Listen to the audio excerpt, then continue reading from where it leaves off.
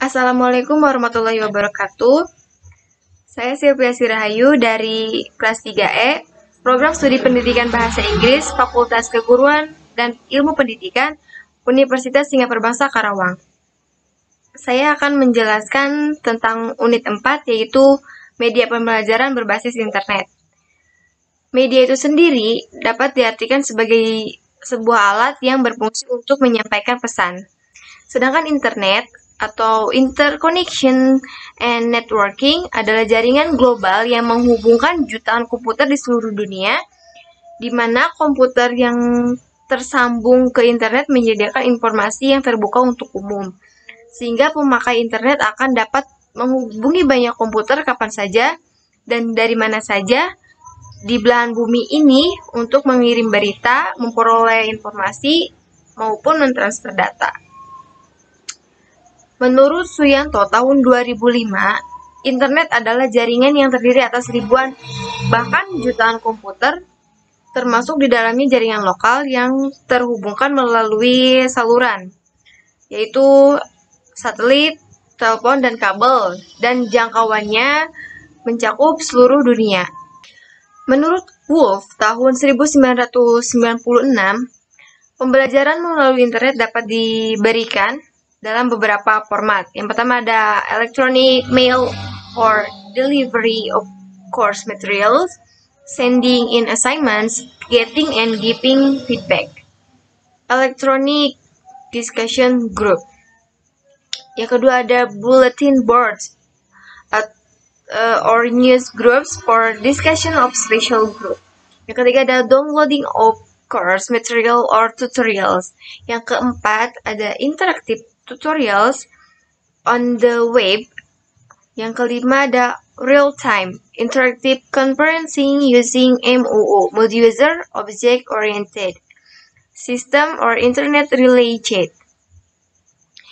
Kelebihan dari media pembelajaran melalui internet ini yaitu yang pertama mengkondisikan peserta didik untuk belajar secara mandiri. Yang kedua, peserta didik dan pendidik tidak perlu hadir di dalam kelas atau di suatu tempat tertentu. Peserta didik berperan sebagai peneliti, analis, tidak hanya sebagai konsumen informasi. Yang keempat yaitu mempelajari bahan ajar. Yang kelima mendiskusikan bahan ajar. Yang keenam mengerjakan tugas-tugas maupun ujian secara online. Selanjutnya, belajar bekerja sama antar peserta didik, berkomunikasi antar rekan, memungkinkan pihak pendidik atau pimpinan mengecek apa yang dilakukan peserta didik secara online. Dampak positif dari penggunaan internet ini dalam pendidikan yaitu peserta didik dapat dengan mudah mengambil mata kuliah dimanapun di seluruh dunia tanpa batas institusi atau batas negara. Yang kedua, peserta didik dapat dengan mudah berguru pada para ahli di bidang yang diminatinya. Yang ketiga, kuliah atau belajar dapat dengan mudah diambil di berbagai penjuru dunia tanpa bergantung pada suatu universitas atau sekolah tempat si peserta didik ini belajar. Kemudian, peran internet terhadap proses dan hasil pembelajaran memungkinkan terjadinya kemandirian, akselerasi, pengayaan, perluasan, efektivitas, dan produktivitas pembelajaran. Peran internet selanjutnya yaitu dapat mengembangkan kreativitas dalam belajar. Kemampuan berpikir yang memiliki kelancaran, keluasan, keaslian, dan perincian itu disebut sebagai kognitif. Kemudian afektif yaitu motivasi yang kuat, rasa ingin tahu, berani menghadapi risiko, tidak mudah putus asa, menghargai keindahan, memiliki rasa humor, selalu ingin mencari pengalaman baru, dan menghargai diri sendiri ataupun orang lain. Adapun kelemahan dan kekurangan dari media internet ini, Peserta didik biasanya lebih bergairah dengan internet itu sendiri dibanding dengan materi yang dipelajarinya. Kemudian cenderung membuat orang pasif. Selanjutnya ada terjadi proses pembelajaran yang bersifat individual sehingga mengurangi pembelajaran yang bersifat sosial. Kemudian dari informasi yang diperoleh, tidak terjamin adanya kesesuaian informasi sehingga akan berbahaya jika anak tidak memiliki sikap kritis. Bagi anak, tingkat dasar akan mengurangi kemampuan manual seperti menulis, berhitung, dan menggambar.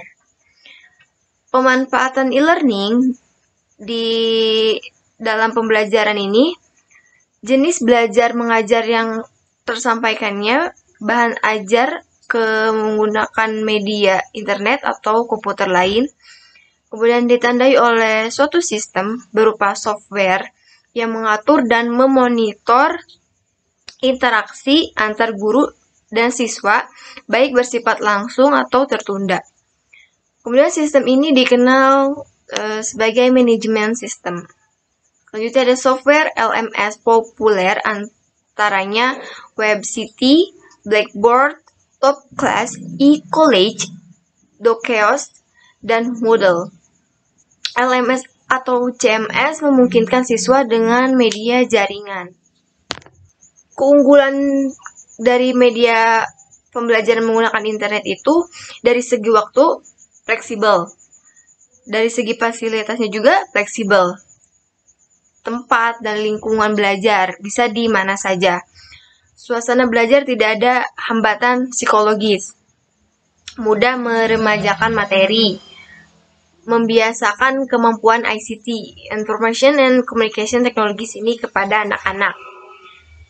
Tetapi kelemahannya untuk dapat memperoleh manfaat yang optimal dari e-learning ini dibutuhkan dukungan jaringan yang cepat dan stabil. Itu saja yang dapat saya sampaikan, kurang lebihnya mohon dimaafkan. Terima kasih atas perhatiannya. Wassalamualaikum warahmatullahi wabarakatuh.